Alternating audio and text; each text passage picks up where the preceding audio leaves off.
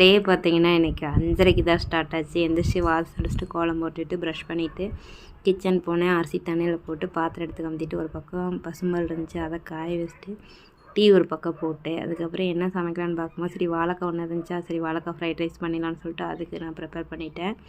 வெள்ளை சாப்பாடு குக்கரில் வச்சு எடுத்துட்டேன். போட்டு நல்லா ஃப்ரைட் ரைஸ் அவங்களுக்கு கிளறிட்டு கொஞ்சம் கொத்தமல்லி தழை போட்டு எடுத்துகிட்டு அப்புறம் காலையில் சாப்பிட்றதுக்கு ஒரு 5 இட்லி நைட்டு சுட்டது மிச்சம் இருந்துச்சு. அதை உதிர்த்து போட்டு 2 வெங்காயம் வெட்டி போட்டு 2 வரமிளகாய், எண்ணெய், கடுகு, கருவேப்பிலை போட்டு கடலப்பருப்பு போட்டு நல்லா அதுவும் வணக்கி எடுத்துட்டேன். ஏன்னா அது வந்து ரக்ஷுக்கும் நிருவுக்கும் ரொம்ப பிடிக்கும்.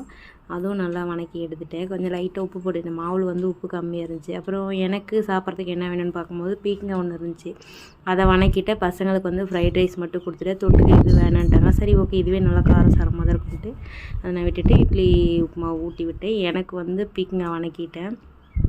நிருவுக்கு வந்து தலை சீலாங்கும் போது அவள் பாட்டு பார்த்துட்டு அம்மா இந்த பாட்டு என்ன சொல்லுங்கள் பாடுங்கன்னா நான் கிண்டல் பண்ணிவிட்டு 2 பேரும் ஃபன் பண்ணிவிட்டு பாடிட்டு இருந்தோம்.